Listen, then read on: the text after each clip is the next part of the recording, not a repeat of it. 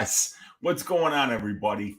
You'll have to forgive me for being a little bit late this evening. I fell asleep and then woke up with very few options for dinner. So I had to go to the Portillo's drive-thru. Shout out Portillo's, unofficial sponsor of Ask Weezy. And I just scarfed down an Italian beef. Got a little bit of food in my stomach.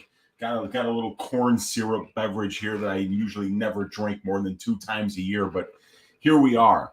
This is what happens, you guys, when you're creating content 5 days a week. You know, I mean, you have to get out there and sometimes eat some shitty food because you don't have time to cook for yourself properly. So here I am, better late than never. What's going on, everybody? We've got UFC Paris coming up this Saturday. It's going to be starting early, so don't get caught napping. If you're like me in Chicago, it'll be starting at 11 a.m. If you're on the East Coast, it'll be starting at noon. If you're on the West Coast, it'll be starting at 9 a.m. So make sure you get your ass out of bed and get ready to digest some fights this afternoon on Saturday. I can't wait, you guys.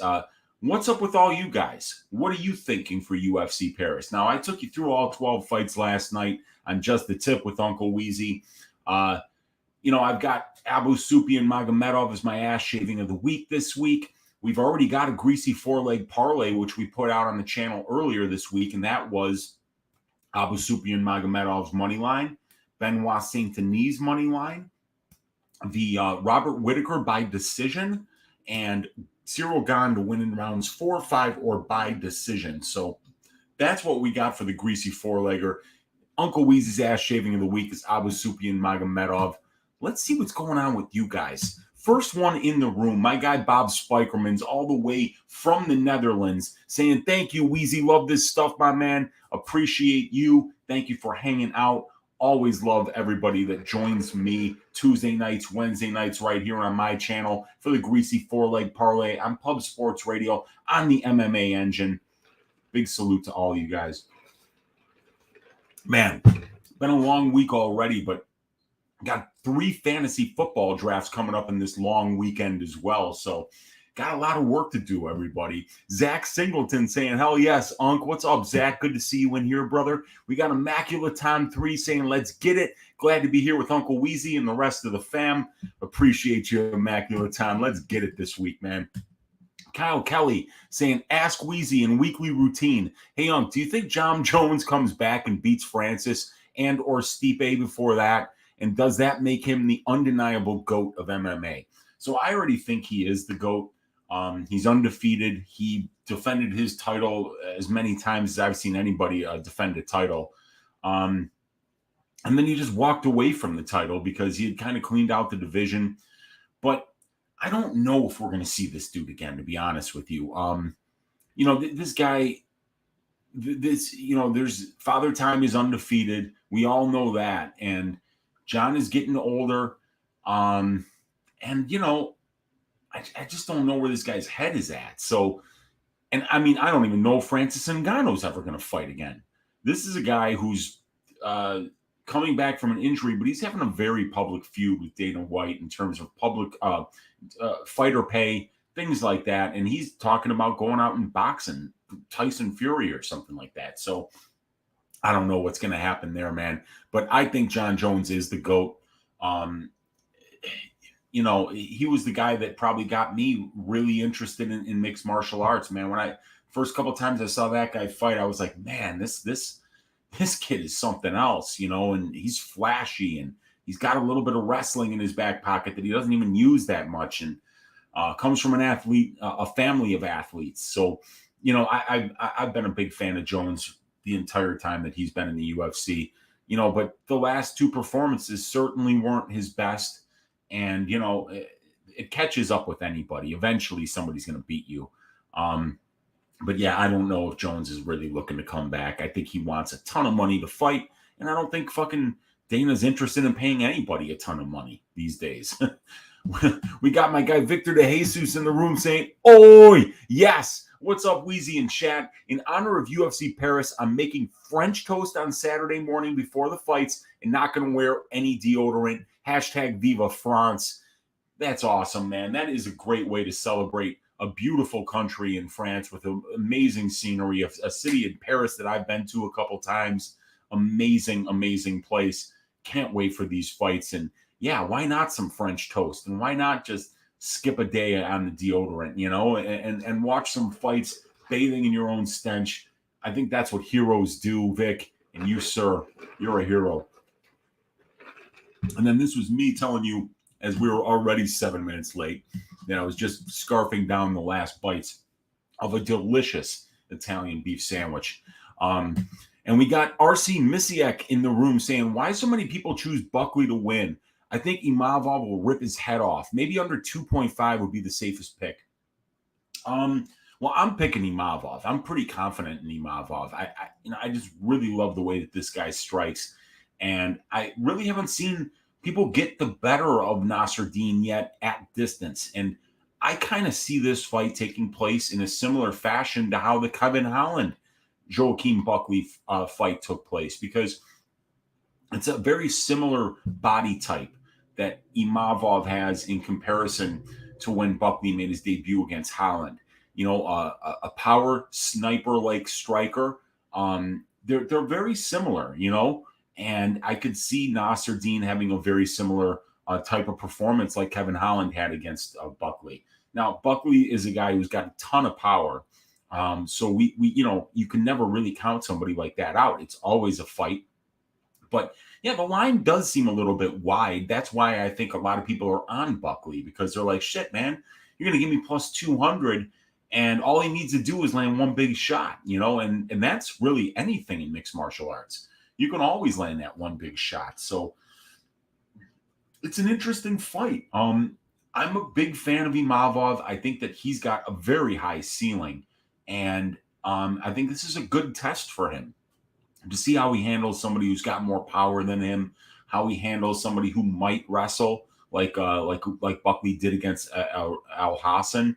But really, I do think that this is going to be a test of who's got the better distance striking, and I think that's Imavov all day. And I think the power is going to start to come for Imavov as well. We haven't seen him knock anybody down yet at the UFC level, but I think it's just a matter of time before we start to see that happen. The guy's got legitimate striking, and he's very accurate, and he's just a good, unique talent up at this level right now, and I'm interested to see how he handles this test. Ben Katie saying, put that lamb chop down and tell us a story, please, Uncle Weezy.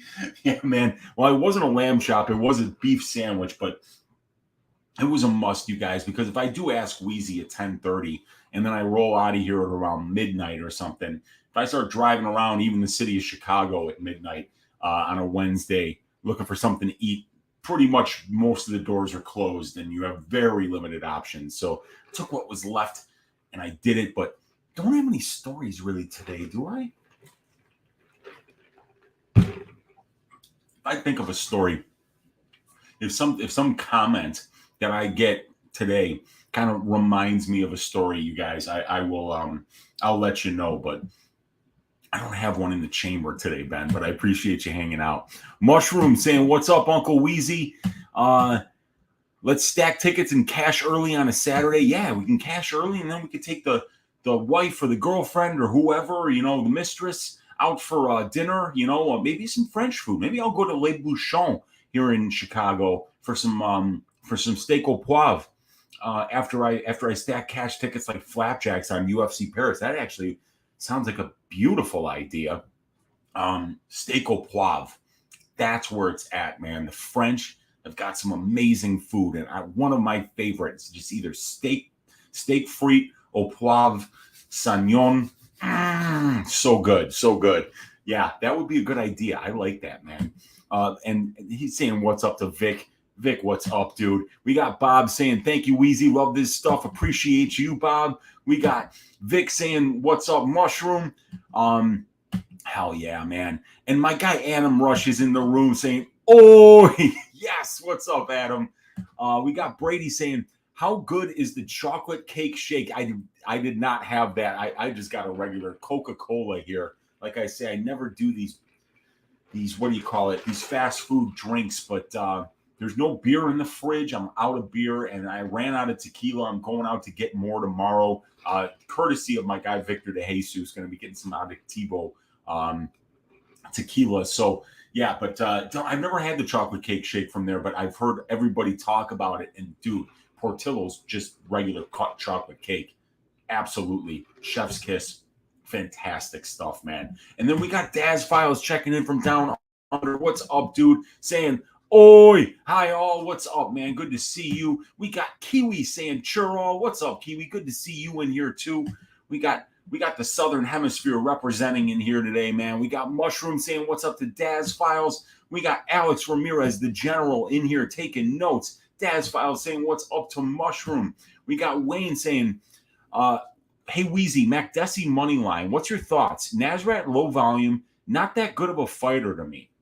You know, I'm kind of on this. It's not that I don't think Nasrat's a good fighter, right? He is a good fighter. He's a very good stand-up fighter. He's got power, right?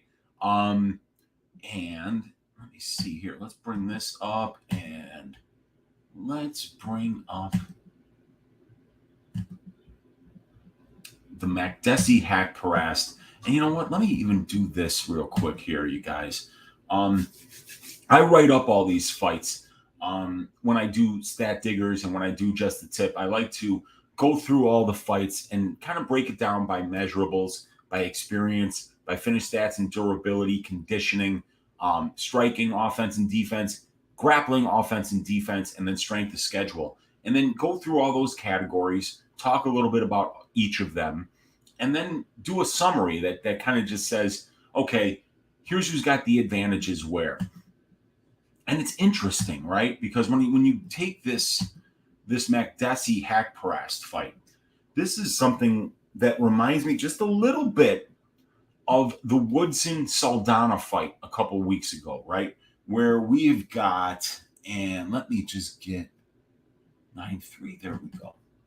So I'm bringing up my screen here, and these are my notes. And I've got, this is, I think, 20 pages worth of notes just for this card. And if we go to the fight that you're discussing here, which is going to be Makdessi against Nasrat, when I go through the advantages here, you know, I see Haqparast has a big measurables advantage, finish stats, and durability edges, and a slight striking advantage. Makdessi has the experience advantage and could be the better minute winner on the feet with superior significant strike differential. I have the grappling and strength of schedule is even. I will pick Haqparast to win by decision, but I think the money line for Makdessi and even the Makdessi by decision prop both have value. That's what I wrote here. And, you know, when you're paying minus 250 on a fighter, you better be damn sure that they're way better than their opponent somewhere, right? And in this particular case, these are two pure strikers. Neither one of these guys grapples at all.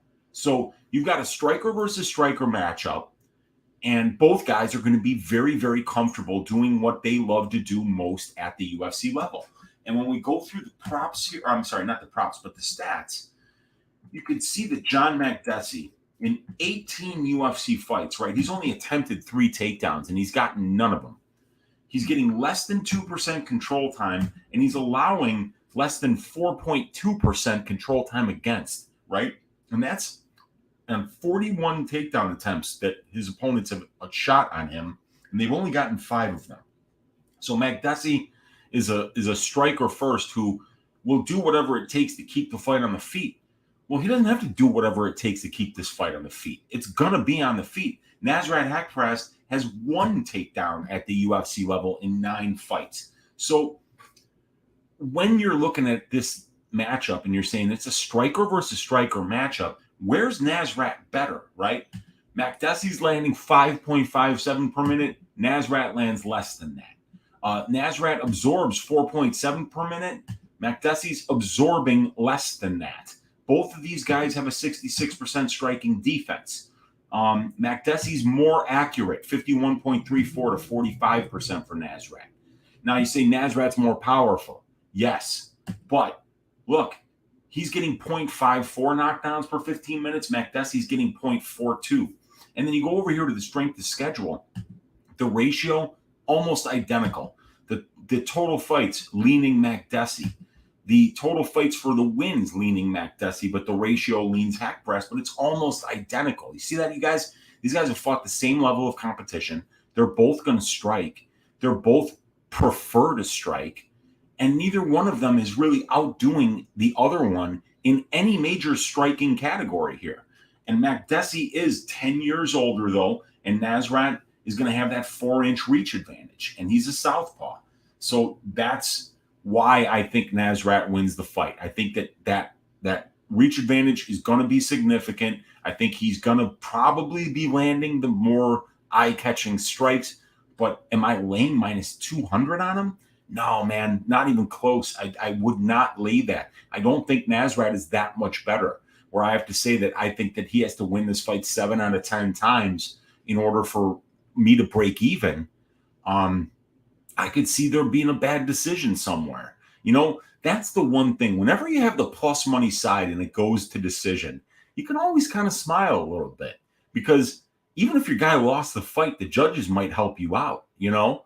So that's the way that I always look at it. I would rather have the Makdessi money line here than the Nasrat money line. And I would really even look at that plus 300 on Makdessi by decision, because it seems like this fight is going to be very close to me. Bob's saying, it's an honor and pleasure hanging with you, brother. Almost 6 in the morning here and puffing some fruitcake. Oh, that's nice, man. I just got some stuff today. I got some Blue Dream. I got some Georgia pie. That's a new one I haven't tried. I'm very excited to try that. I got some blackberry runts, and I got some white gorilla for sleeping for nighttime. I can't wait, man. Yeah, enjoy, Bob. Thank you for joining. Thank you for waking up at the crack of dawn here and digesting some Uncle Weezy here, some Ask Weezy while you puff on that beautiful fruitcake, man. Very nice. Robert Sella saying, you could say he's the GOAT. Yeah, you're right. Jon Jones, he's the GOAT. I said it. I stand by it. I think he's the GOAT. But, you know, that's a conversation to have, you know. There's no right answer there. You know, it's just whoever you think. But, man, I was a big Jon Jones fan back in the day. Nigel Lee saying, what's up, gang and Uncle Weezy? Need the last-minute info. Bets getting placed tomorrow. Let's go, man. Feel free to ask me any questions you might have.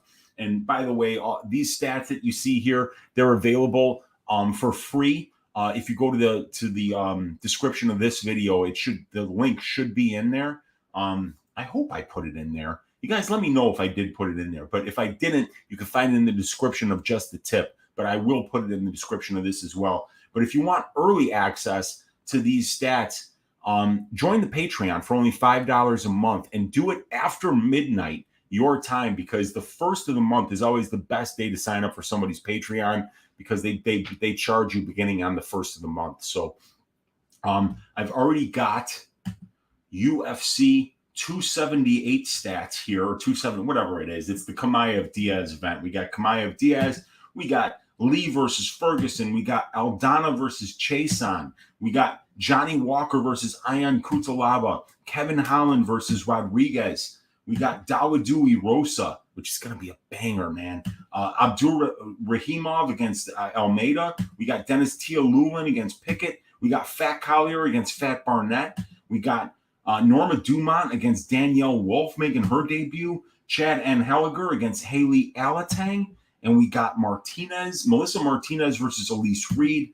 And then we've got Darian Weeks versus Johan Lioness. And we have, of course, the UFC career histories for every fighter on the card as well. As you can see, there's a lot of fights for Nate Diaz, man. That guy has been through the ringer and he's fought everybody. But if you join the Patreon, the link to the Patreon also in the description of this video, get you a head start on next week's stats as well. And also we do the prop template for $20 a month, where you get access to all the analytics for over-under bets. And I even have analytics tabs in here for 5-round fights, for 3-round fights, and you can find every single division, and you can find every single bet that you can make, and you can find the benchmarks for each one of those divisions in here Fight starts round 2. Fight starts round 3. Fight doesn't start round 2 or 3 for 3-round fights. Every weight class, over 1.5, 2.5, unders, everything you could possibly imagine. And then we link up those benchmarks with the individual templates for each one, and we convert the lines into implied probabilities. We compare the divisional finish rate for the fight doesn't go to the implied probability of the line. We compare the fighter finish rates to the implied probability of the line, and we compare the fighter finish rates to the benchmark finish rates for each division. So all those comparisons, all those stats available in one place for $20 a month, but the $5 option gets you access to all the matchup stats. So please consider supporting your Uncle Weezy with all the stats that I give out. But even if you don't, like I say, I will always have them by that Tuesday before the Saturday fights posted for free, because I still like to do that for free, for anybody that can't afford them. But anyway, that's the little commercial there for the Patreon. I appreciate you guys for listening to that. We got RC saying Jon Jones was hiding in jail from Johnny Imavov. He hid in jail from a few different people, didn't he, man? Oh, that's wild. I love it, man. Excuse me. 4 underdogs to parlay together. Who you got, Weezy? Okay. 4 underdogs, that we got to parlay on this card.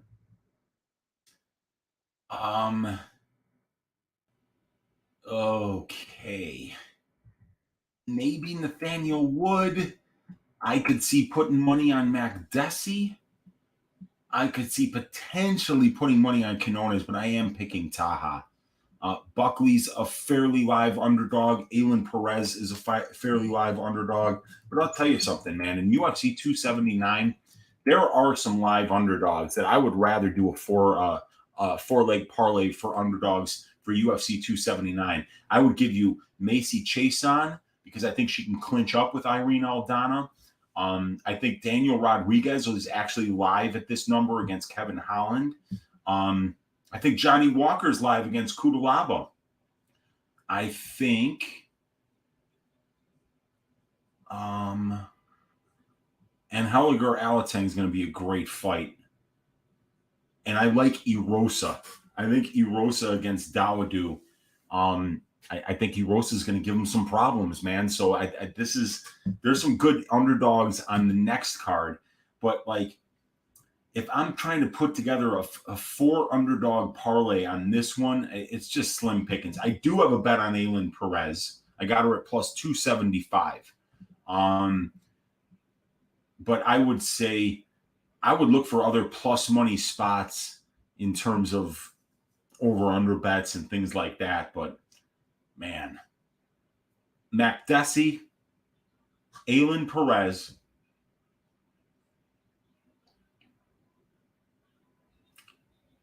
God damn. We'll call DiChirico an underdog.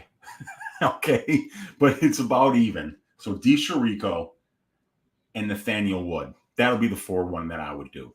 Thanks, Wayne. Appreciate you, man. We got Robert Sella saying he definitely walked away because he got away with one of the worst robberies. Yeah. Okay. He got away with a couple, didn't he? I mean, even the Gustafsson fight was close, but you're talking about the Don Reyes fight, and you're talking about even the Thiago Santos fight was close. And was there something after Reyes? I forget whether the Reyes fight. It's been so long since he's fought.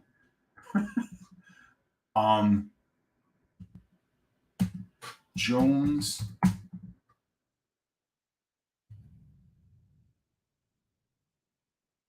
God damn, man, I'm just typing Bones.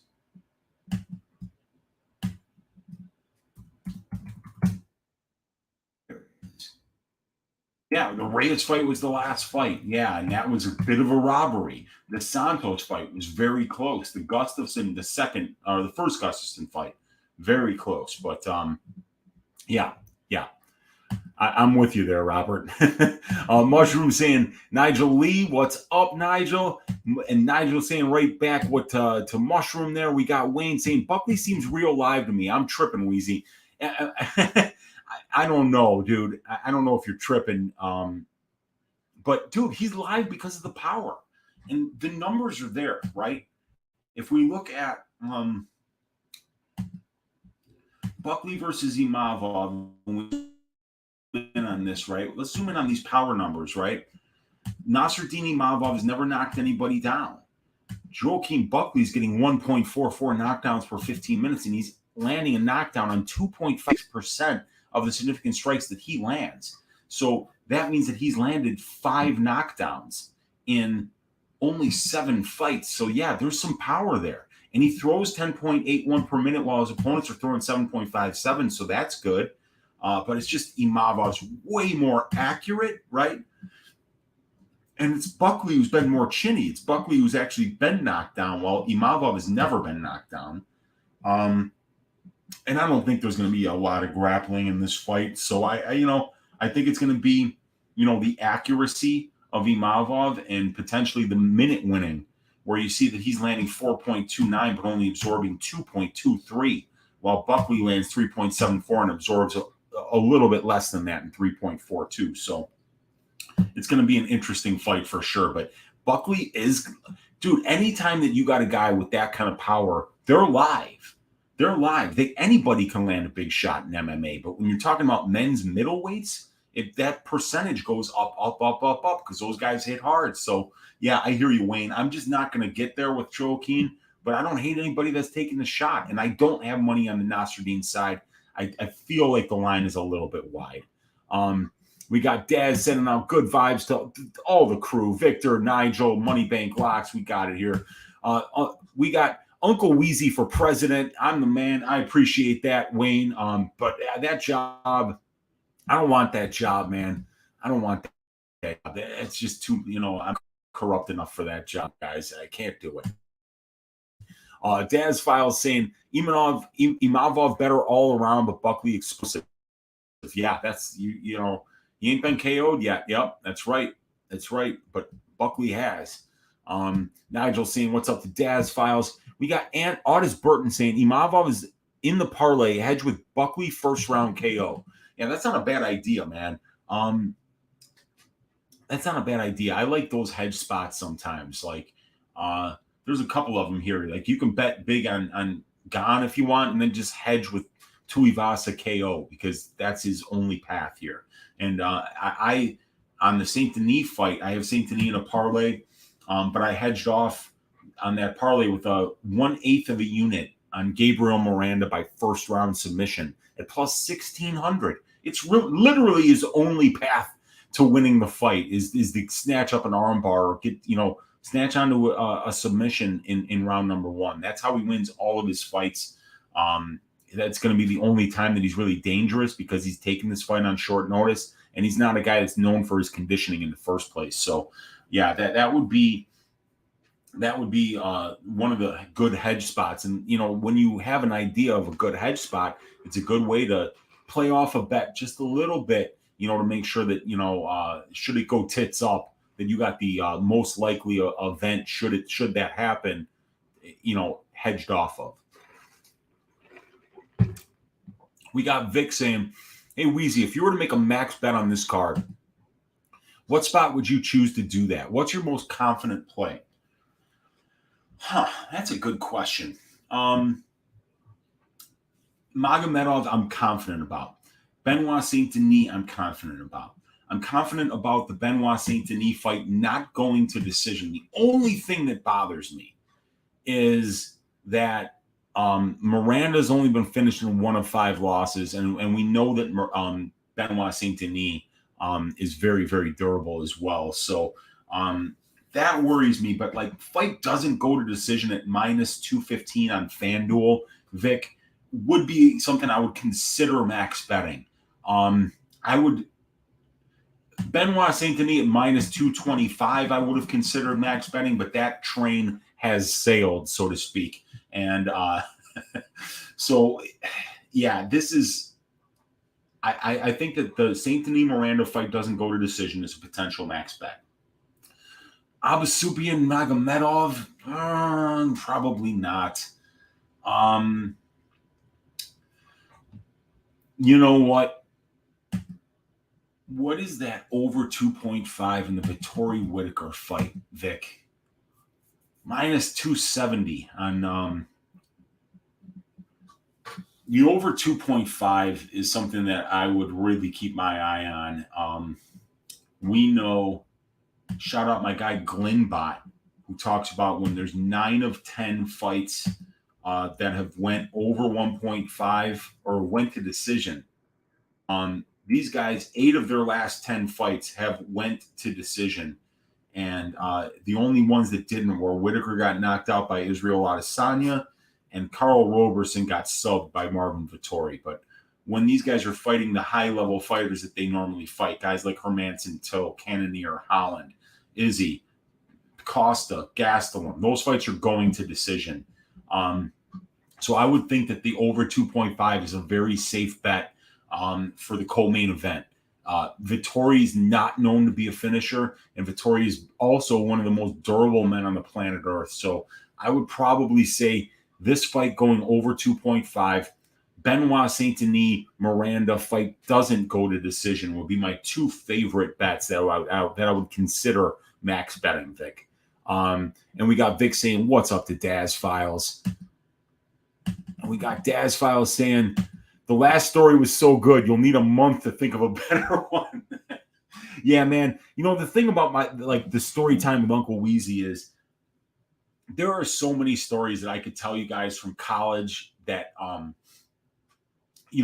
just fucking hilarious. They're absolutely hilarious. But you got to remember, it was a different time back then. It was the 90s. It was like ages ago. So a lot of the shit that we did back then, is stuff that you really couldn't tell people about these days, man.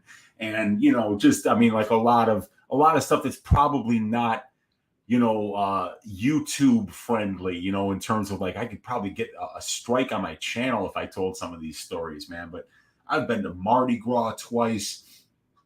I had a great time. One time, some friends and I, we went to Memphis. We rented a giant van and went to Memphis to go check out a Grateful Dead show, and that we did not have tickets to.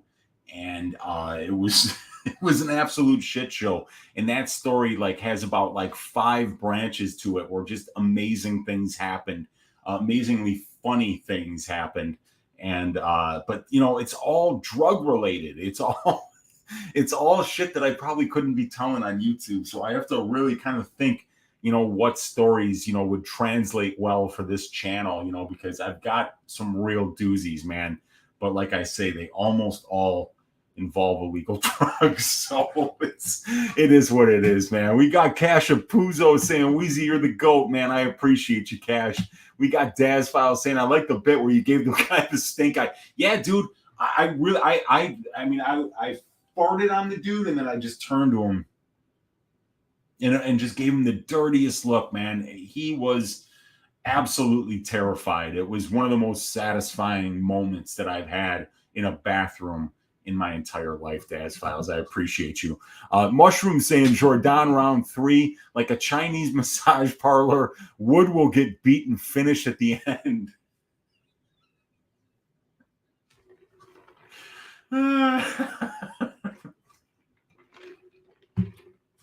Yeah.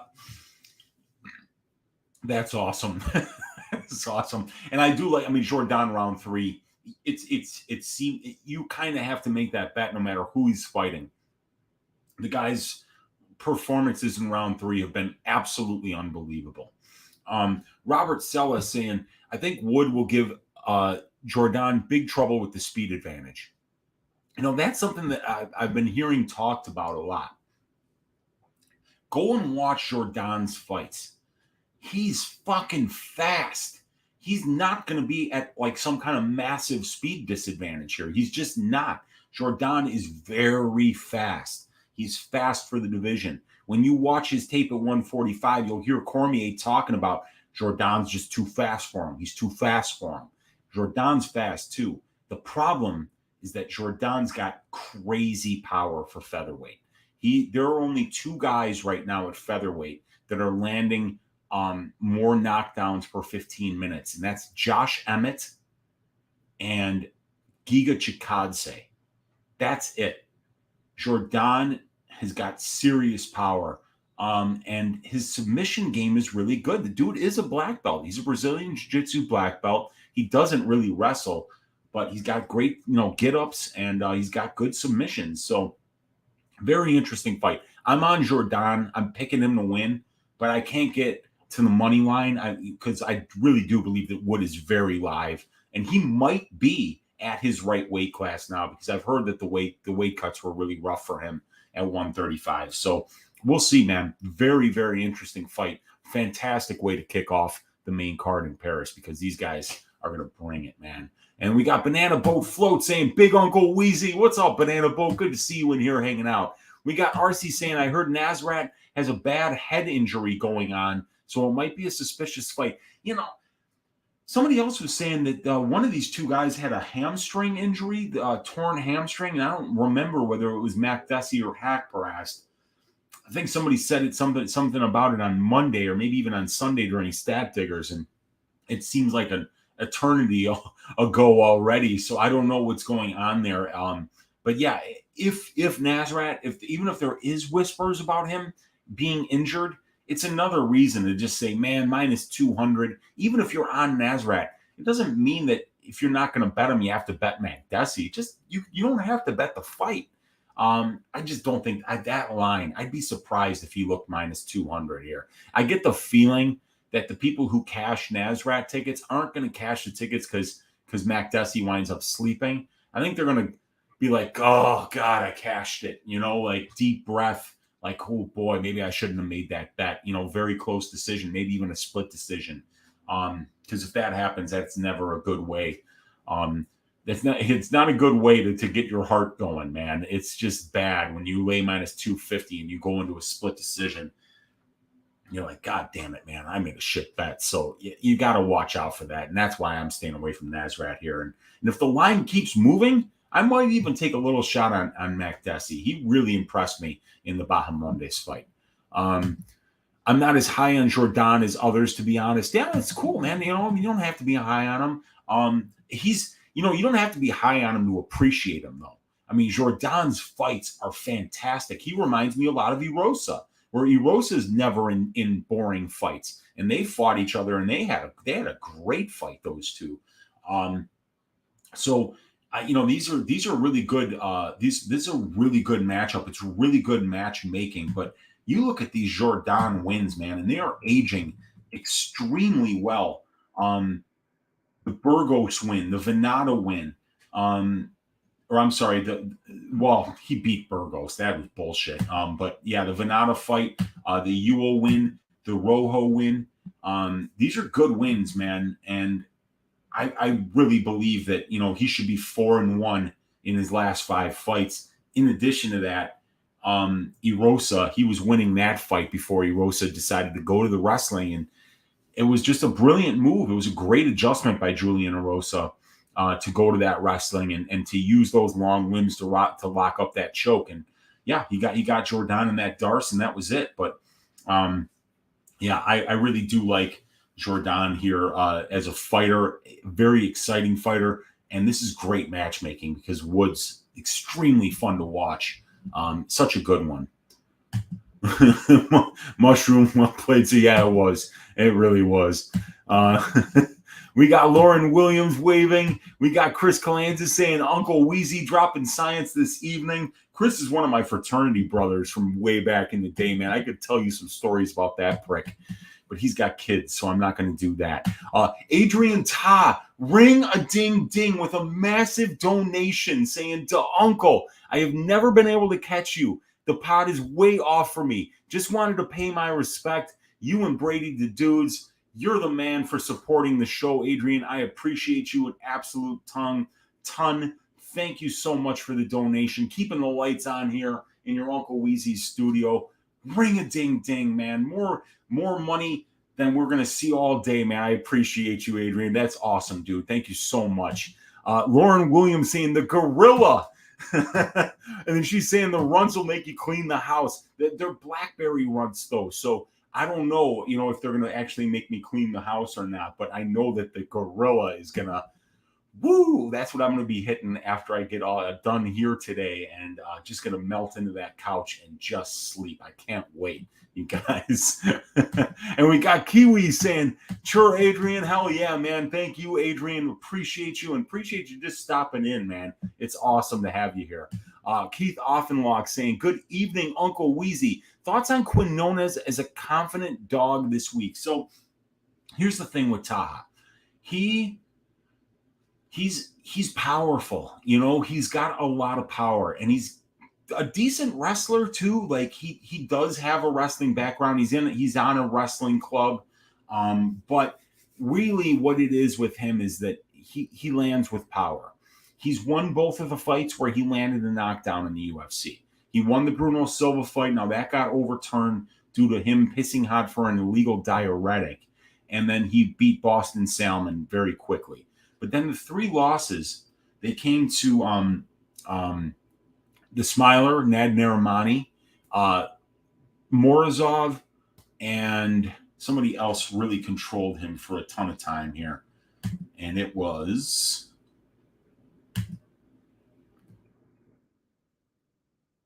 Barcelos. And Barcelos is just, a much better fighter than Khalid Taha. We're not putting Christian Quinones anywhere near Barcelos in any area of mixed martial arts. Christian Quinones does not match up with Khalid Taha, with Barcelos. So, this is, he lost to Victor Madrigal, who's a really good regional scene fighter. And then the wins are against Juan Solorzano, Eric Ruano, Donnie Matos, and Long Xiao. So with Christian, you've just got a big step up in competition, that he's taking on short notice and flying from Tijuana, Mexico, all the way to Paris to fight Khalid Taha, who's just across the border in Germany.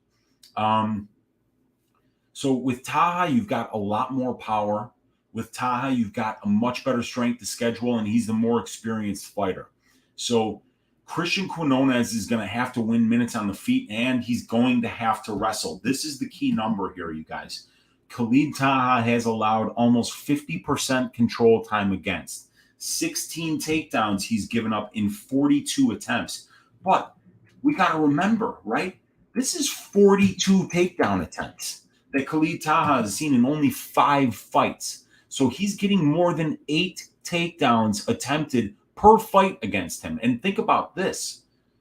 The Boston Salmon fight was 30 seconds and there were no takedown attempts. So in the other 4 fights, now we can say that Khalid Taha has had 10.5 takedowns per fight attempted against him.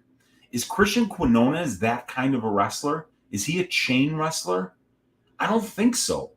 But he's going to kind of have to be in order for you to want to put your money on Christian. You kind of got to believe he's going to be able to win minutes on the ground here. Because if he just keeps this fight standing, you're laying even odds, and then you just got to hope that Khalid doesn't land a big shot, and he can absolutely do that. And Khalid is very durable too. So if Christian does have any kind of an adrenaline dump here, Khalid's still going to be there, and he could maybe get him out of there later on in the fight. So the line is already moved. You would have gotten better money. You would have gotten better odds on Quinones earlier in the week. So at this point, I wouldn't be laying money on Christian. I just think there's too many question marks. Short notice, long flight, much lower level of competition. Khalid Taha would absolutely body bag Victor Madrigal. Let's just be real, okay? But Madrigal just beat Christian Quinones. So you got a guy who's stepping up and fighting a much better level of competition here, better strength to schedule, more experienced, more powerful Khalid Taha. So I would stay away from Quinones as a dog. But there's a reason why this line is damn close to 50-50, you guys. And it's because this is a show me spot for Khalid Taha as well. So it's been a minute since we've seen Khalid, but he's not facing a Morozov type, a Narimani type, somebody who's, a black belt, somebody that's going to be wrestling and pushing a grappling heavy pace. Quinones probably will wrestle, but he's not on the level of those guys with the grappling. So I'm thinking Khalid Taha lands a big shot and gets a knockout here, but it's a close fight, and I don't have any money on it yet. One thing I do like, though, DraftKings has Khalid Taha's finish only prop at -130. And Khalid Taha has a 84% finish rate as a pro. And Christian Quinones has been finished in all of his losses. So if there's one guy that's more likely to finish here, it's got to be Taha.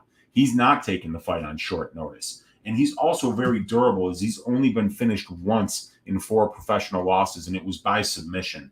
And Christian Quinones isn't what I would call a submission whiz, having only 3 wins by submission out of 17 victories. So I would stay away from Christian. But it's the fight that I'm really not that interested in. I'm also on that 6 a.m. piece of cheesecake right now. Oh, there you go, Paul. There you go. What do you got? You got some blueberry cheesecake. You got some, and there's sometimes just the cheesecake. Any of those strains with the cake in it, man. Appreciate it, dude. Adrian Taha saying, "What are you smoking, Kiwi?" And we got Rouses saying, "Oi, Weezy. Got a quick question. If you had to guess, do you think Benoit Saint-Denis goes over or under 37.5 significant strikes?" I'm leaning under. Okay, let's have a look here. Benoit Saint-Denis at the UFC level has been averaging 3.48 significant strikes per minute. And it would need to go about 11 minutes for him to go under 37.5 if he landed at that pace. But the problem with this one is that Benoit Saint-Denis has 9 pro wins. 8 of them are by submission. Gabriel Miranda has 16 professional wins. 15 of them are by submission. So I think that this fight goes to the ground, and you see a much lower rate of significant strikes being landed when the fight is on the ground. So this is a fight that's favored already to end under 1.5 rounds. And I would say that there's a good chance that 2/3 of this fight, or even more, takes place in control time positions. So using that logic, it would be very difficult for me to see Benoit Saint-Denis landing more than 40 significant strikes here. So I would definitely be shading towards the under on that one, Rouses. Thanks for asking, man. I appreciate you. Gogo Flamingo saying, "Shame Hunsucker was cut because him versus Fat Collier is what we all needed in our life." Gogo Flamingo, don't forget, we got Fat Collier versus Fat Barnett. So we got that next week. That is going to be a treat. And then if Fat Collier knocks out Fat Barnett, I think that's what's going to happen, is you're going to see the fans stand up and say, "Dana, once again, you've made a mistake. How the fuck do you cut Harry Hunsucker, who's, he's 0-4 in the UFC, but that could easily be 4-0. Easily." So, yeah, I think that what they're going to do is they cut Hunsucker, but they kind of like on the way out the door said, "Harry, go get yourself a couple more regional scene wins here, and we're going to get you the winner of Fat Collier versus Fat Barnett, and we're going to make it the Fat Bowl, and it's going to be one of the most watched fights in UFC history, and we need you to be ready for it." So fuck 205. You're getting some hot dogs. You're getting some Italian beef sandwiches. We're going to put that weight back on, and we're going to get you back in the cage against one of these morbidly obese guys who doesn't deserve to be in the UFC. Can't wait for it. Go. Let's get it. I appreciate you, man, for hanging out. We got Street Guru in the room saying, "We stacking them this weekend." Dude, that's the plan. The plan is to stack them like flapjacks this weekend. I've got a few track bets already. Got a few others that I am eyeing. Went through all the track bets last night on Just the Tip. So I'm looking for it, man. I'm looking to stack cash tickets like flapjacks. Maybe even with that awesome idea that Victor De Jesus had of waking up before the fights, making a little French toast, maybe skipping some deodorant. I think that's the way I'm going to do this one. So let's get it. Let's stack them high this weekend, Street Guru. Thanks for hanging out, brother. Meatball saying Ziam, maybe. Yeah, Ziam's going to need to keep this at range. And from what I've seen on tape from Figlack, Figlack's going to march this dude down. And Figlack will be stupid not to, because Fares is going to be absolutely at his most comfortable as a mixed martial artist when he's just kickboxing, because that's what his background is. That's what he's a champion in, and he's been doing it from a very young age. Under 21 European champion for kickboxing. He's very smooth. He's constantly feinting. He's very cerebral. His jab is beautiful. It comes out, and then it comes right back to the chin, so he can be defensive as well as picking his opponents apart from the outside. But that's only if you stand in front of him. If you walk this dude down, you make him very uncomfortable, and you start to open up those holes in his game that become very evident, that Don Mad showed us, that Malarkey showed us, that Terrence McKinney showed us. And Figlak is not a guy that I don't know that we can count on Figlak to wrestle, but I do know that he's an excellent kickboxer. He's going to be the smaller guy. He's going to be the guy that has to pressure, but we've seen him do that on the regional scene. So I think that he's going to be comfortable fighting a game plan that he's fought before. And if he does that, I think he's going to make it look pretty easy here against Ziam. But if he does not fight smart, if he shows any kind of, UFC jitters here with his debut, Fares might be able to find ways to keep this in the center of the cage and win minutes with his striking. So, yeah, I see why people are on the Ziam side. It's one of the plus money sides where you're getting a less experienced opponent, where you're getting a guy that you don't necessarily know you can count on Figlak to wrestle, and that's been, Ziam's kryptonite. So, I think I see why some people think that this is going to be a close fight, but I think when you watch the tape, you're going to see that this Figlak is a pressure fighter, and that Ziam doesn't handle that well. We got our guy here saying Cyril Gane might be the most boring fighter. Yeah, I mean, dude, that Rosenstruik fight was fucking trash. It was so hard to watch. But I mean, it takes two to tango, and in that case, Jairzinho just didn't have anything for him. But, and I've said that he's boring too, but the reality is that he's so good at what he does that he's a smart fighter. He's a very cerebral fighter. And what smart fighters always do is they don't put themselves in positions where they're going to get hurt or where they're going to make their opponent very comfortable. And Cyril's very comfortable at kickboxing range and picking apart his opponent using his speed, using his distant management, using his footwork. And that can be boring to watch when you're waiting for one guy just to land one big shot.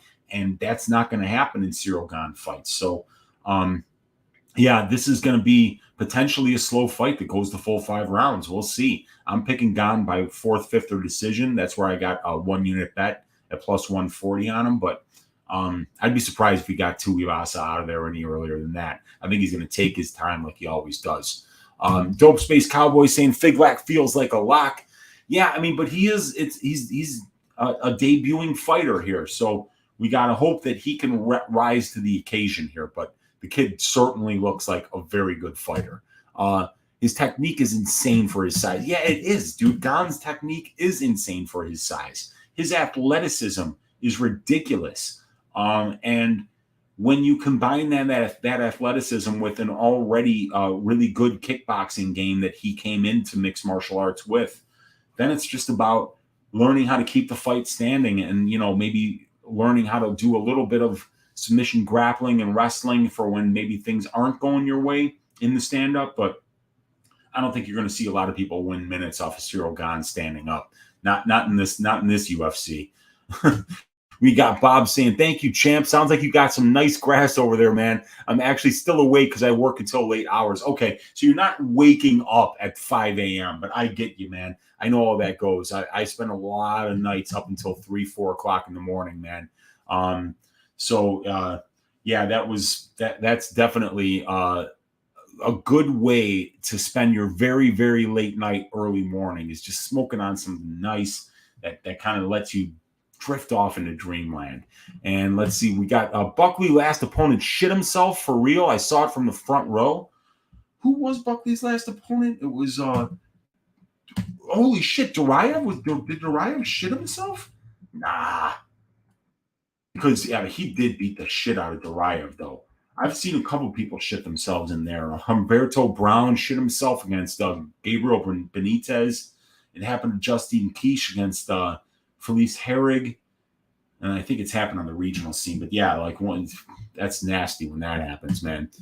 Jones lost to Gus Reyes Santos and should have been disqualified against Smitty. He's 1-3 since USADA stopped him shoving needles up his bum. His record could very easily be 22-5. Yeah, that's true.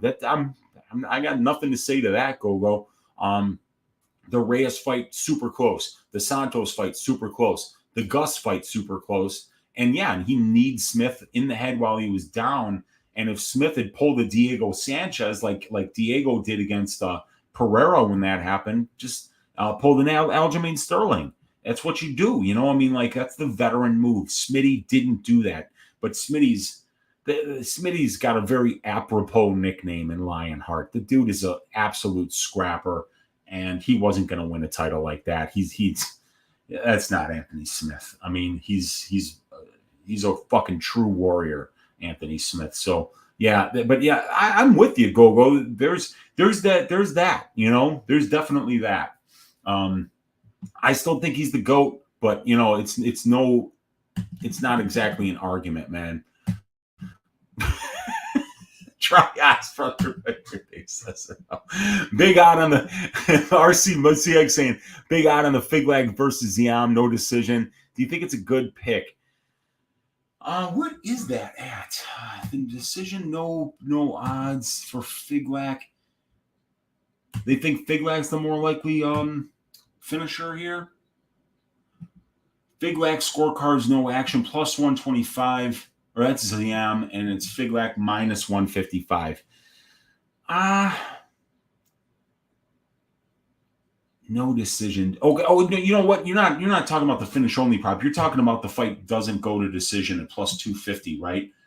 Plus 250, yes. So, when we go to the prop template, RC, so we can find here for this fight, Ziam Figlac, right? So this is a 155-pound fight. These fights don't go to decision about 50% of the time. So over the long term, and I've got the number right down here, 50.57% of lightweight fights that are only scheduled for 3 rounds finish inside the distance. But they're telling you the fight doesn't go to decision is plus 250. At plus 250, the implied probability of that line is 28.57%.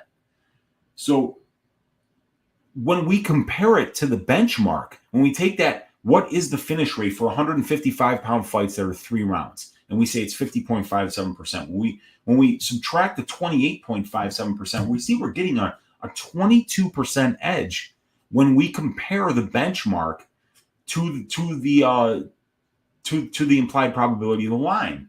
So we're getting a huge break there. And these people that are betting fight goes to decision at minus 325, they're overpaying by 27%, because really only 49.8% of fights are going to decision at this level, but you're paying a line that says 76.47%. And I get it. Figlac's last 3 fights have went to decision, but he swings, dude. When you watch Figlac, it's not like he's out there trying to point fight. He's trying to take dudes' heads off. And I think he could potentially do it to Ziam. And if it goes to the ground, Ziam's terrible down there. So while I do think that this fight probably goes to decision, there's no fucking way I would bet minus 325. That's an unbettable line. So just to be a contrarian here, you could take this plus 250 and just say, hey, it's a fight. And Figlac's, making his debut. He might want to come out there like a house of fire and go out there and try to finish this guy almost immediately. So that, I think, is the way to play it, is just to be a contrarian. You can bet small at plus 250, but I don't have a bet on this fight in terms of the time props, but no way I'd even parlay minus 325. It's just there's no value in that number. Let's see. We got obnoxious American MILF number 1 saying, "Oi, yes, just hopped off Patrick's pod, and now I'm ready to hear Weezy's recipes cocktail. Appreciate you." Patrick's the man. I love Addicted to Combat. I love his channel. And I'm going to be on Patrick's channel next week for UFC 279 on Wednesday night before Ask Weezy. We're going to be going live on Addicted to Combat's channel. And dude, Addicted to Combat's a guy. Dude, one time when we were talking about the last Amanda Hebos fight, and I had made jokes about how all Amanda Hebos fans drank Appletinis and that they were going to be crying in their Appletinis when Virna Jandiroba destroyed her. Well, I was the one crying in my Appletini that night as I lost a big bet on Virna Jandiroba and really got shown by Amanda Hebos that she's fucking good, man. Amanda shut me up. But Patrick sent me a picture of him holding an apple teeny saying it's Amanda Ribas fight week. And Patrick's the man, dude. He's so cool. But yeah, man, anytime you guys got to ask me about any of my cocktail recipes, I'm happy to share them, man. Any of my food, any of the food that I make, all that stuff, man. Go Flamingo, I'm with you, brother. Nigel Lee saying that Go Flamingo. It's not, though. So cry a river because you can't change history. You guys stop it. We got Bob Spikerman saying, I'm in a bad financial dip right now. I'm about to sell my sushi restaurant, and then I can start to make money again. First thing I will do is signing up to your Patreon. You deserve it, man. I appreciate you, Bob. And, dude, it's tough out there for everybody right now. Inflation is hitting Americans in particular really bad, but I know that it's obviously happening in Europe as well. And with the pandemic, a lot of restaurants closed. My brother's an accountant. He saw a lot of the people that he did business with have to go out of business due to the pandemic. It's rough right now. It's rough right now out there financially for everybody. And I understand that, man, but I hope everything goes well. I hope you get a ton of money for your sushi restaurant and that you can start to work again and get that money coming in. But I appreciate the kind sentiments, Bob. It means a lot, man. Papa Chuck said, did I miss a good story? No, you didn't. No stories yet today, man. Nothing that popped into my head, Papa Chuck. But what I will promise you guys is that whenever I do drop an original story time with Uncle Weezy, it will always be time stamped in that video so that you can always go back and find them. I'm not Jones' dick rider, but he's the best to ever do it, and I don't care about juice, actually. If it's up to me, I would say bump that juice so hard so we could see some violence. Yeah, they should have an all-steroid MMA league. That would be really cool, where the use of steroids would not only be legal, but encouraged. And I think that would be awesome. We could just see some gigantic... People would watch that shit, too. They would watch that shit. I would watch that shit. I probably wouldn't feel good about it, but I would probably watch it and be like, wow, look at how huge that guy is. And then look at this guy. He's even bigger, That would be so funny, man. That would be so funny. Kiwi saying clear light in the car park. We got Nigel Lee saying, just like a majority of people say Qatar beat Emmett, our opinions don't count. Only the judges matter. Yeah, I know. It sucks because at the end of the day, it really is what, if the judges say that they want it, they want it. And we're just left to, but I'll tell you, sometimes it goes our way, sometimes it doesn't. I got bailed out of a Martin Budai bet by my guy, my favorite judge. You guys all know this, Mr. Sal D'Amato, saved my ass with his incompetence. It happens sometimes. Sometimes you're on the right side of it. Sometimes you're on the wrong side of it. But when we're talking about the greatest of all time, those decisions that may have went somebody's way, that becomes a part of the argument that people talk about. It's like, did he win that Reyes fight? Did he win that Santos fight? And you can start to talk about those things when you have that argument. And then people could say, what fight was it was it the Gleison Tebow fight where Nurmagomedov may have lost that fight, but he got the decision. We start talking about all those things, and it becomes a long discussion, but it's an interesting one to have, man. Gogo Flamingo saying I identify as a judge. And Cunt says I identify as a frog. That's great. And then Lauren Williams saying they're talking about Aaron Rodgers' ayahuasca trips on Joe Rogan. You can tell us. Yeah, but ayahuasca is thought of as kind of like a spiritual kind of thing. I mean, I was doing a bunch of dumb shit. It's just dumb stuff. Man, my stories from college are just ridiculous. Nigel Lee saying you can't really say that because the judges gave it to Jones on the fight you mentioned. Be consistent. What do you say? What you're saying makes no sense. I identify as a lamp. Weezy, the best. Keep it going. If you don't know, like, subscribe, hit the bell to find out. Help, support, all love. That's one thing I never do. I never tell people to hit the thumbs up button and hit the subscribe button, or at least I should do it like every damn time, but I always forget to encourage people to hit the like button. But thank you, Yidis, for doing it. Appreciate you. Appreciate the kind words, brother. We got Prince of Mischief saying, if you're hesitant on Jordan money line, his single game parlay over 0.5 rounds, over the 230 mark in round one, is minus 115. Yeah, see, that's nice. I think it even took him longer than 230 to submit Venata. Yeah, Nigel Lee, yes, it is the over 0.5 in round one. Yes, that's what he's saying. Dylan Reb saying, am I crazy for thinking Tuivasa knockout plus 650 is the easiest bet of my life? Such great value. So let's just do a little math on that, Dylan, because it's, like that's how Tai Tuivasa wins. He's not dancing around, getting takedowns, and winning minutes in this fight. He's got to land a big shot in order to get Cyril out of there. Now, let's look. Tai Tuivasa is knocking people down on about 2.15% of the significant strikes that he lands. So that would be 7 knockdowns in 11 fights. Cyril Gane, though, is only absorbing 2.27 significant strikes a minute.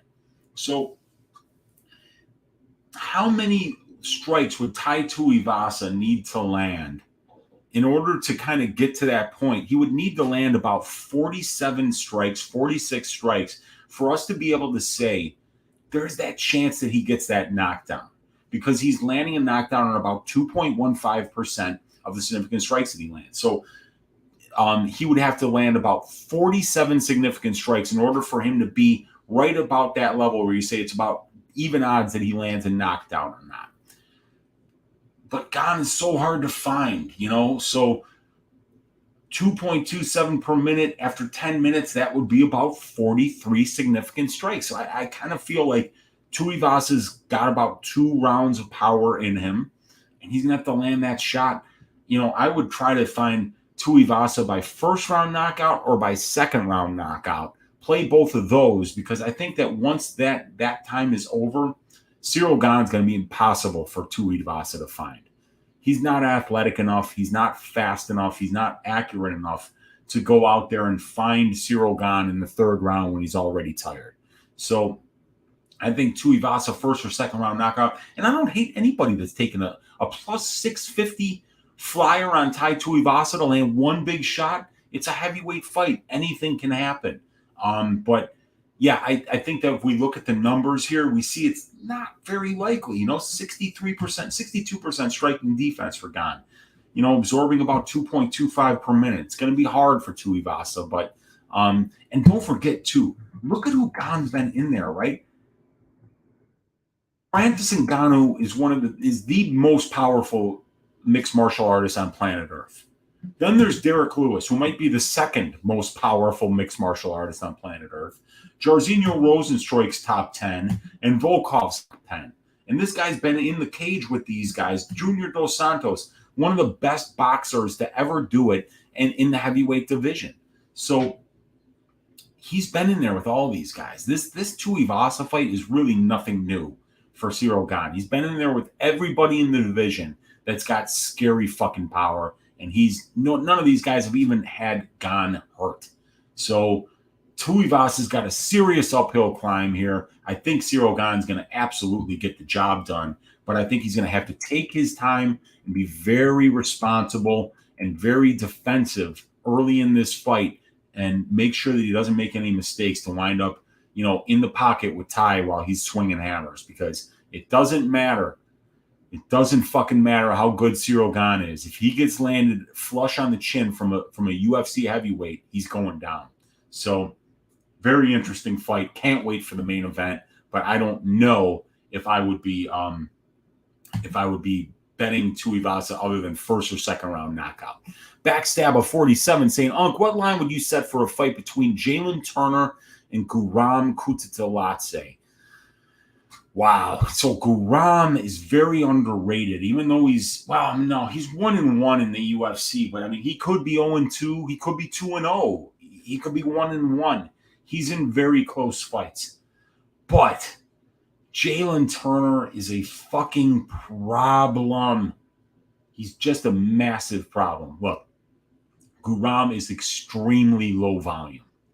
I don't see how he wins the fight.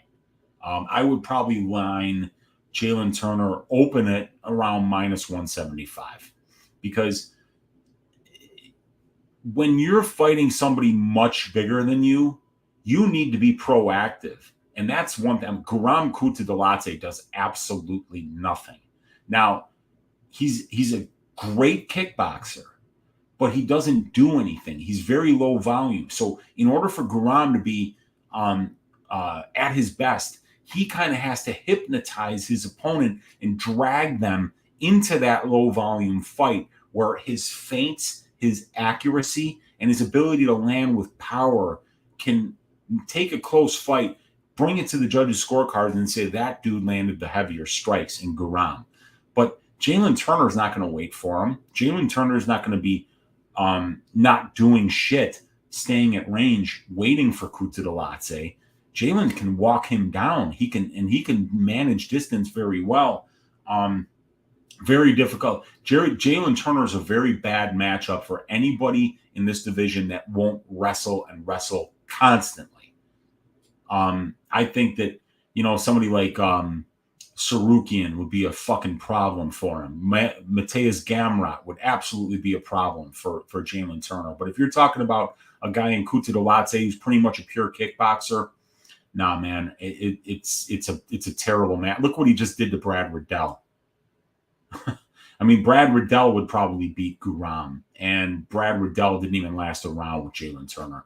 I am a huge fan of the Tarantula. I can't wait to see him fight again. And Keith saying, "LOL, that was a spot I couldn't miss either at Dylan Rev." Yep. Uncle Weezy, Illy, what's up, Kevin? Good to see you, man. And our guy saying, Uncle Weezy, am I crazy to think that Vettori might come out as a better MMA fighter? I don't know, man. I mean, Robert Whittaker is so good. Vettori's done a great job of using his grappling to win minutes in fights where he's not entirely sure that he's the better striker. So that's very important that he's able to do that. But Whittaker has got excellent takedown defense. As we can see right here, 83% takedown defense. He's stopped 57 of 68 takedown attempts, and he's been controlled less than 7% of his UFC career. So Vettori, what bothers me about Vettori is the lack of power. I think at this division, when you're lacking power, certain matchups just don't look good for you. And in this one, his lack of power is going to make a difference here, because you see a guy like Whittaker who lands 0.58 knockdowns for 15 minutes, but for Vettori, it's 0.08. So Vettori does really rely on forward pressure, on bullying guys, putting them up against the cage, taking them down, up, down, up, down. But, I mean, Whittaker moves so well, and he's so good from distance, and he's got a lot of power in his own right. So I think that it's going to be difficult for Vettori to find places to win minutes in this fight. So he's an excellent fighter, and I'm not going to really say anything bad about either of these guys. You got the number 1 contender against the number 3 contender. This is an extremely high-level fight. But I got to lean Whittaker, and Whittaker by decision. But, I think Marvin Vettori is a good DraftKings play this week, because I think that this fight isn't going to be a runaway. I think it'll be a close fight. I think Vettori can even win a round here, but I think Vettori needs to be able to wrestle and wrestle effectively in order to win enough minutes of this fight to be considered to have a chance better than 33% to win this fight. And I don't see him being able to do that against Bobby Knuckles. Gane is really good, but Taha has crazy power. Yeah, he's got crazy power, just like the last 4 guys that have fought Gane that were unable to touch him and find that power. But like I say, man, it's a heavyweight fight, dude. Taha catches you on that chin, man, and it's all over.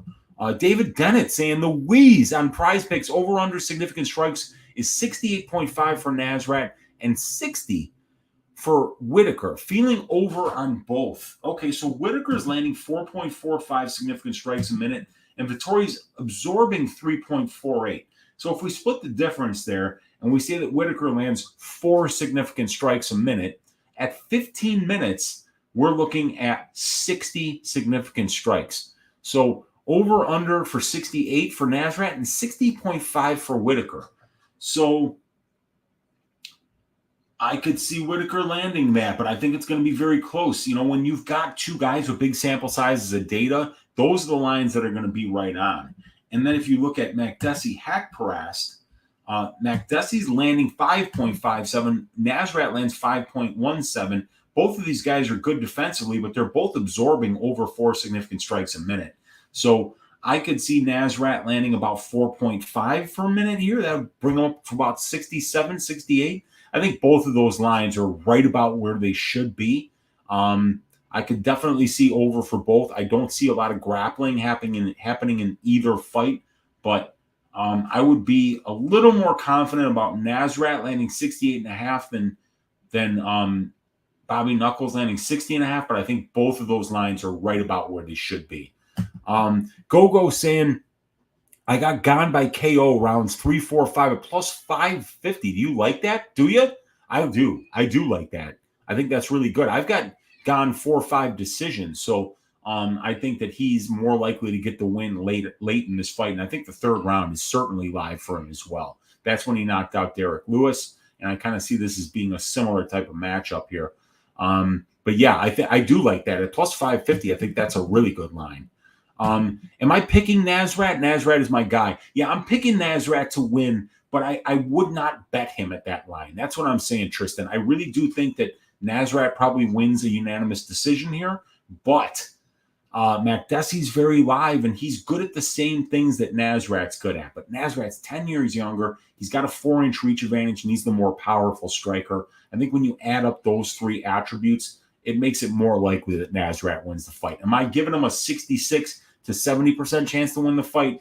Nah, not quite. Probably more like 55 to 65. But still, I think Makdessi's kind of live here, but I can't get to the window on him yet.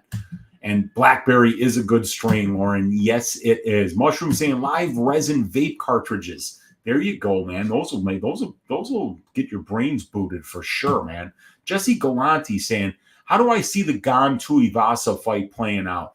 I see Gane staying on the outside, using every inch of that big cage to dance, to land kicks from the outside, to manage distance, to frustrate Tai Tuivasa, take him into the deep waters, and potentially land a big body shot in the 4th or 5th round to get him out of there. We've never seen Tai Tuivasa go into the championship rounds, so I think once the 3rd round is over, you're going to really see Gane start to look his best and maybe start to be a little more bold to try to get him out of there.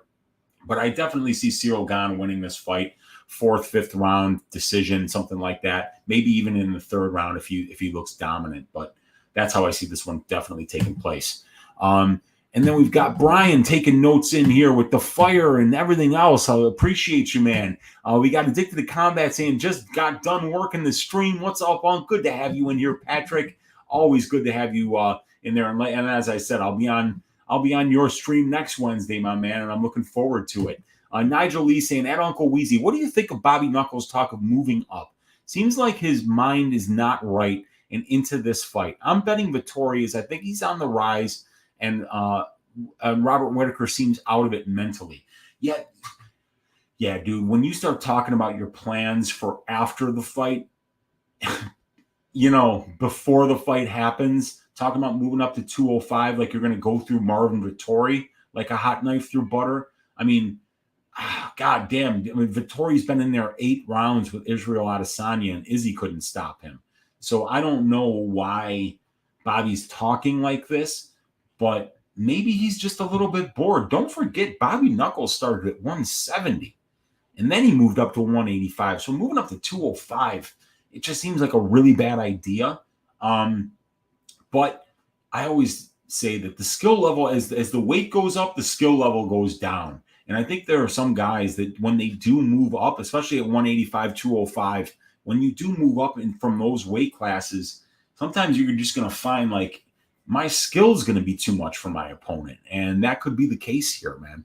So, yeah, I kind of agree with you. I'm not getting to a Vettori bet yet, but I see why people are betting him. He's a very, very good fighter, and this could wind up being a very close fight. And if it winds up being a close fight, you'd rather be holding that plus money ticket going into the decision. Mine, yes, I got that. And our guy's asking Addicted to Combat on Vettori. I think he's going to come out as an improved fighter. Smash that like button. How the fuck could you not like this show, says Mushroom, my man. Uncertainty said, Uncle Weezy, if you have to bet on one underdog, who would that underdog be? It would be 2 weeks from now, Sarah McMahon at plus 108 versus Aspen Ladd. That's an underdog bet that I already have. I got Sarah at plus 108 right here. But that's 2 events ahead. So you're talking about an underdog on this card that I would bet. And I have bet one underdog. It was Aylin Perez, but it was at plus 275. I'm not telling you to bet her at plus 230. But if you can get plus 250 like you can on FanDuel, I think maybe a little bet on that might be worth it. Another one, here's one uncertainty. Take Gabriel Miranda by first round submission over Benoit Saint Denis. It's plus 1,600. You could take just a tiny bit of money and turn it into 1.6 units. 1/10 of a unit, turn it into 1.6. That's a good underdog bet because it's literally his only win condition in this fight. And if it doesn't come through, hey, you lost 1/10 of a unit. No big deal, right? And the DiChirico line is very close. DiChirico just a slight favorite here. I think DiChirico wins this fight. I think he has more ways to win this fight. But yeah, those would be the underdog plays that I would make. I don't like a lot of underdogs on this card. Keep it cool saying, aloha from Hawaii, Weezy. Was just browsing YouTube and saw you were live. I looked a tiger shark in the face today, and it's less scary than betting on women's MMA.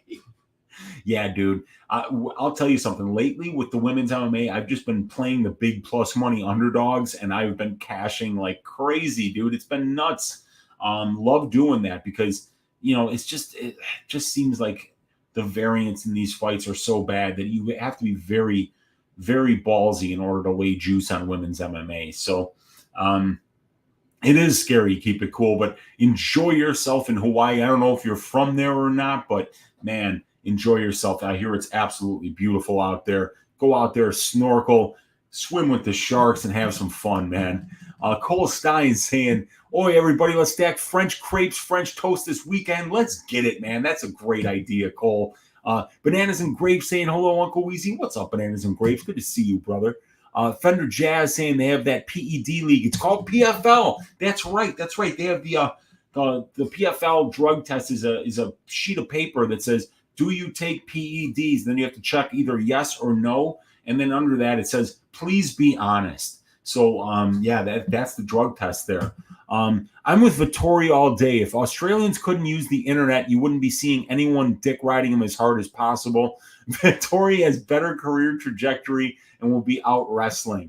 Love it, man. Love it. We got Sean V in here saying Weezy 2024, and he's saying, what's up to uncertainty? We got Keep It Cool saying D-Riding Whitaker. I mean, yes.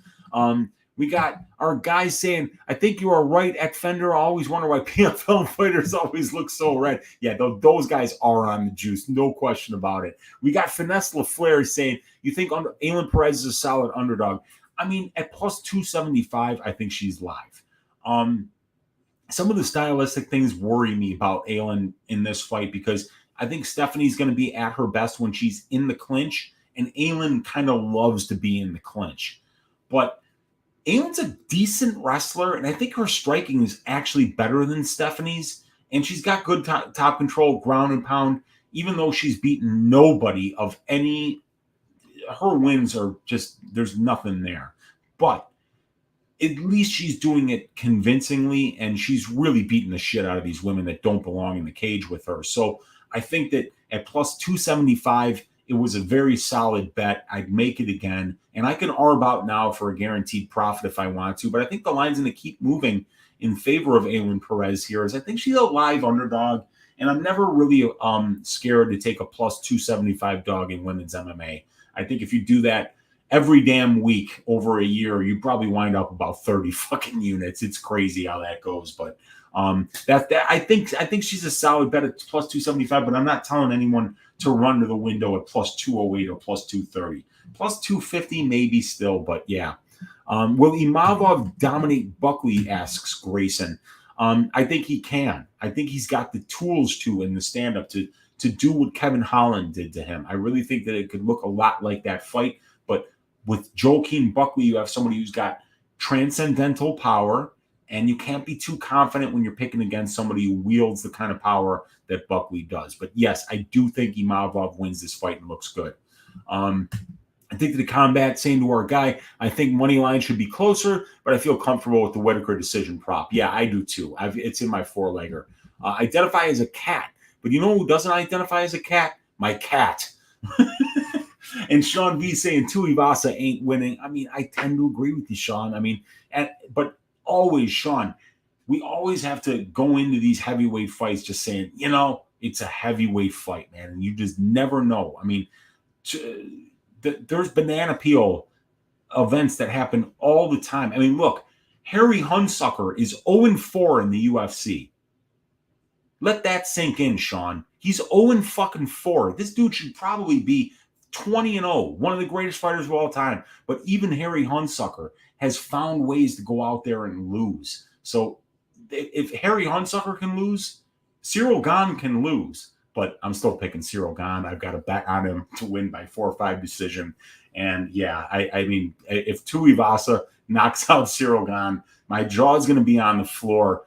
But Cyril Gane's jaw might be in like the upper deck somewhere, so it'll be even worse for him. So we'll see, man. Uncertainty saying, Sean V, what's up? Who's your most confident underdog? We'll wait for what Sean says about that. We got Hamez saying, love Tuivasa, but don't see him having much more success on the feet than Ngannou or Lewis. Exactly. That's how I feel about it, Hamez. If Derek Lewis couldn't find him, if Francis Ngannou couldn't land a big shot, but albeit Ngannou was on one knee in that fight, so maybe he would have landed something if he was 100%. But yeah, I mean, Gane has found a way to be in that cage with killers who punt people's heads out of stadiums, and he's never been knocked down in the UFC. So we've got to, say that.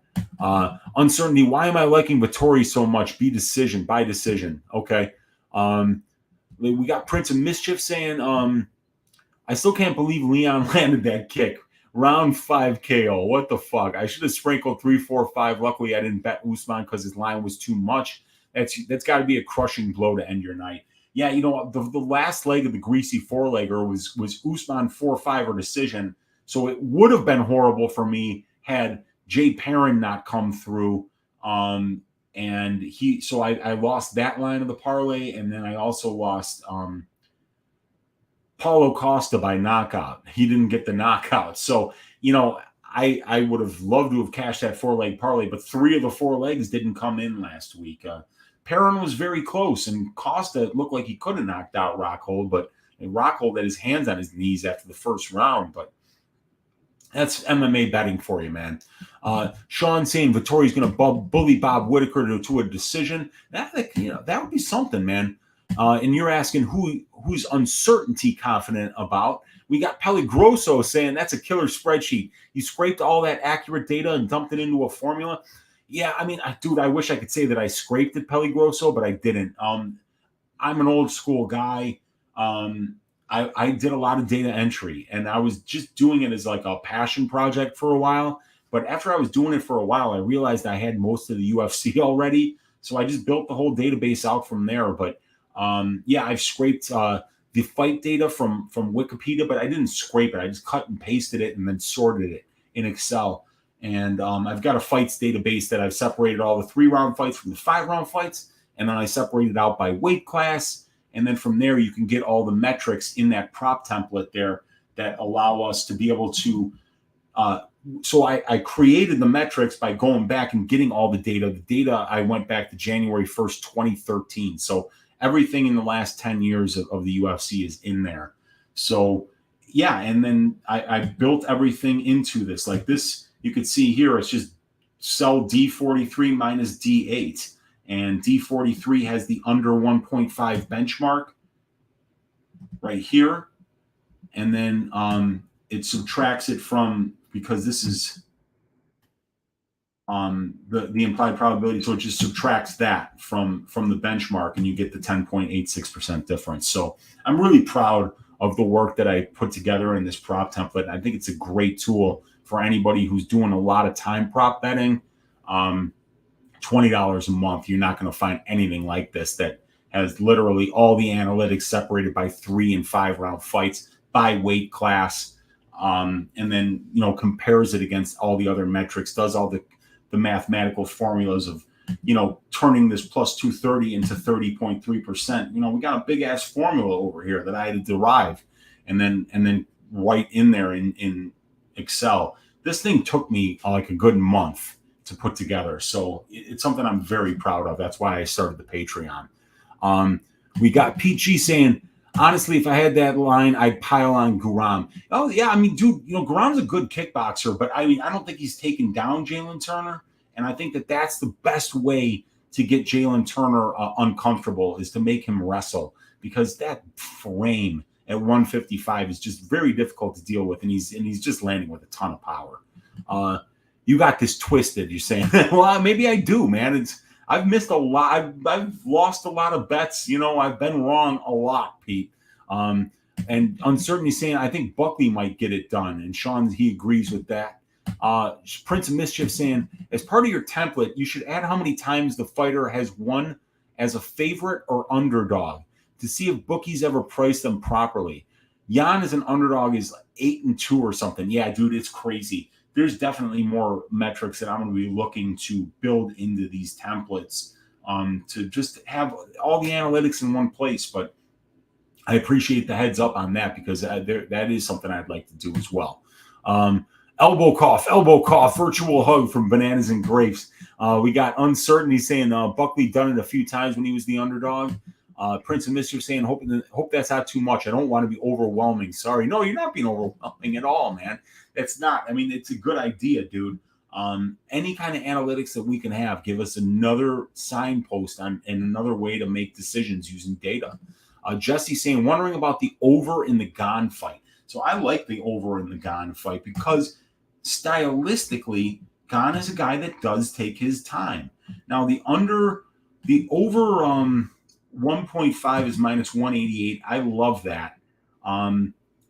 The over 2.5 is minus 135. But the problem is here on the prop template is this is the 3-round analytics. So over 1.5 in 5-round fights at heavyweight happens 50% of the time. Over 2.5 happens 40% of the time. So at 50% of the time, we're paying 65% here. So it's kind of crazy. Only 50% of heavyweight fights go over the 1.5 round mark. But Cyril Gane's been in 4 of them, and 3 of them have won over the 1.5 mark. As a matter of fact, 3 of them have won over the 4.5 mark. So with Gane, you do have a guy who definitely takes his time a lot more. I like that over 1.5 at minus 188. I think it's a good spot. And I think even the over 2.5, a little more sweaty, obviously, but at minus 135, I don't think that's a bad look at all. Over 2.5 is minus 125 last I checked. Okay, got it. Let's do minus 125 then, because that's an even better price. And there we get it down to 55.56%. So that's not bad, man. We got Zhao saying, I honestly think that Imavov decision plus Whitaker decision is there. You need to put your money at. No need to overreact. Yeah, Whitaker decision is definitely I've already got that in my Greasy 4-leg parlay, but Imavov decision is not a bad look either. Imavov's a good finisher, but Buckley's pretty tough. How much are you willing to pay for the fighter meeting notes? Sometimes it might be helpful knowing their mindset coming into fights. Sometimes they reveal injuries, family issues, contract, jet lag, for sure. Yeah, absolutely, man. I think I would love to have all that stuff. I mean, I know I do all these notes just for myself so that when I'm, presenting a fight to you like Dishiriko Kopilov, I've got the measurables in front of me. I've got the experience in front of me. I got the finish stats and durability, the striking, and who I think has the advantage in every spot. And then what I've got for the summary, I give Alessio experience advantage, finish stats and durability advantage, striking, grappling, and strength to schedule. And the line is minus 110 apiece. So that's how I look through these things. So any kind of data, any kind of notes, any kind of information that you have is something that you can put into the hopper and help you help make that decision for you at the end of the day after you've considered all the possible data. And we got Strickland's Burner is in the room saying, "What's up, Weezy? It's good to have you in here, Strickland's Burner." Lauren Williams is calling a round 3 Gane sub. Gane by sub round 3. I know what that's paying right now.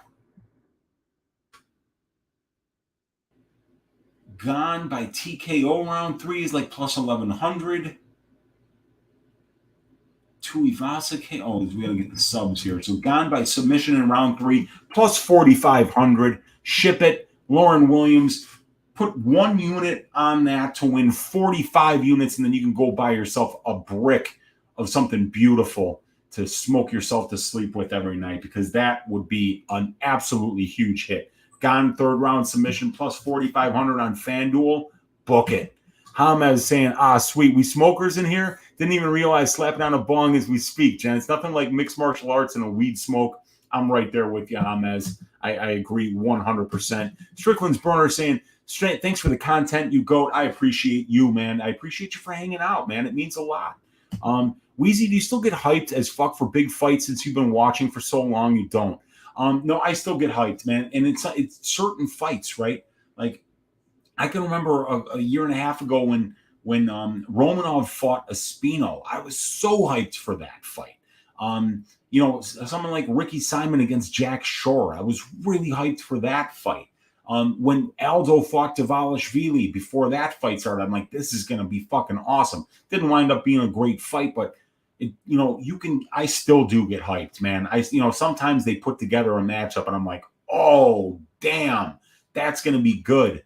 I still do get hyped, but when you're creating content every week, sometimes it can get a little bit easy to be like, oh, fuck, another fight card, and it's just more work. And at the end of the day, it is work, but still, man, I mean, it's hard to picture having a better job than getting to talk with you guys, break down fights. We're like a big family in here, and I love it, man. You're picking Vettori. Wow, interesting.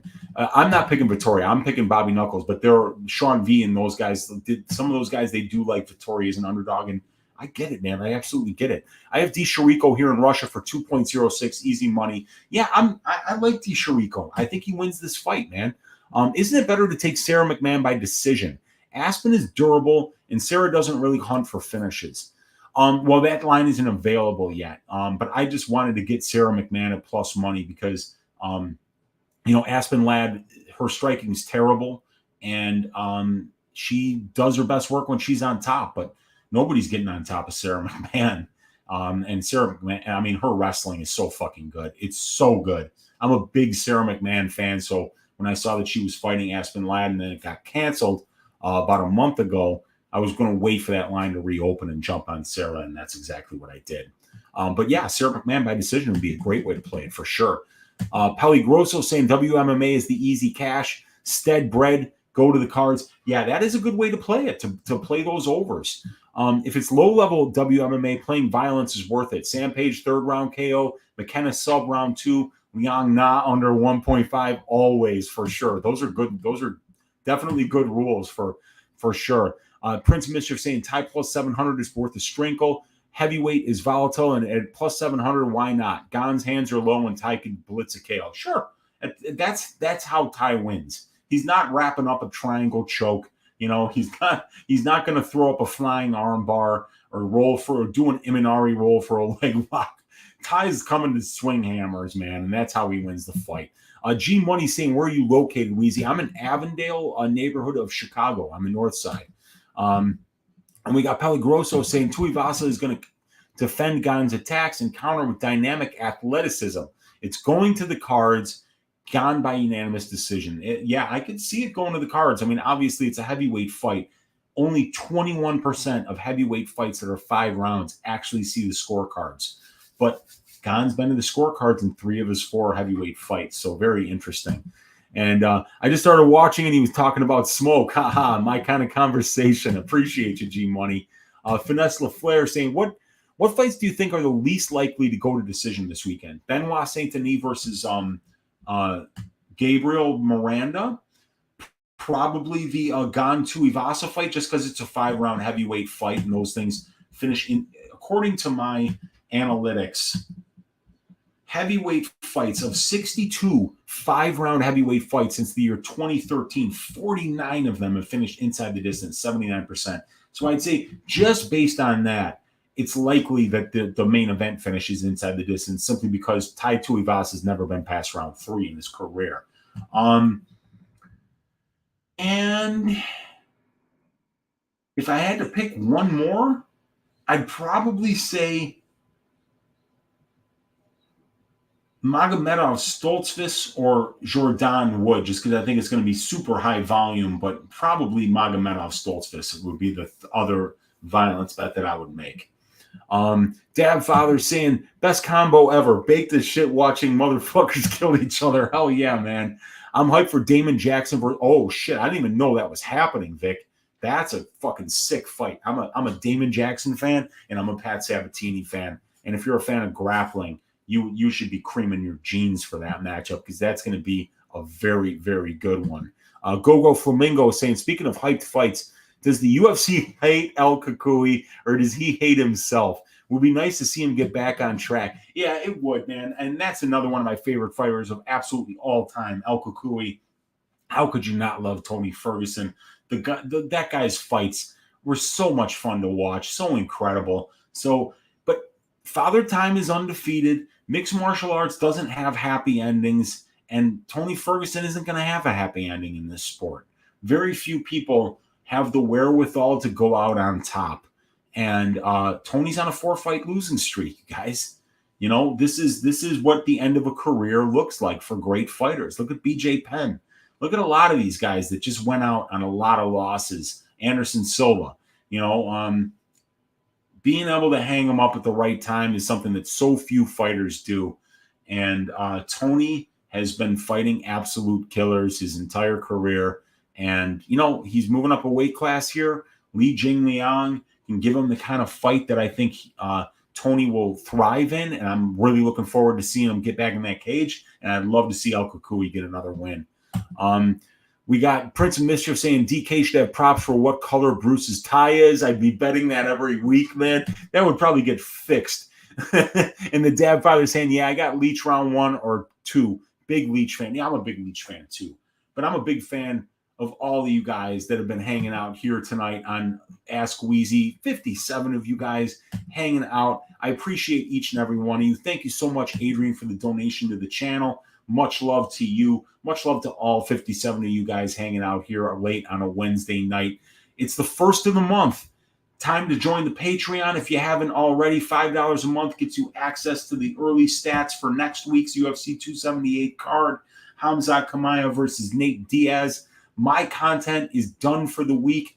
I thank all you guys for watching. I thank you all for your attention.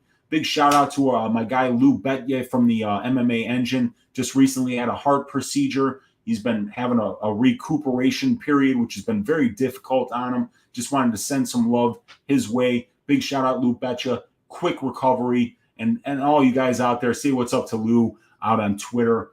We appreciate him over at the MMA Engine, and we appreciate all you guys for watching. You guys, let's stack cash tickets like flapjacks for UFC Paris, and then get an early start on UFC 279 next week. Thank you so much, guys. I am signing off for the week, but I will see you on Saturday for the fights on Pub Sports Radio, and on Pub Sports Radio on Sunday, 6:15 Central Time for Stat Diggers. And you can always catch me in the Discord on the Patreon as well. Good night, everybody. Have a great night, and let's stack cash tickets like flapjacks for UFC Paris.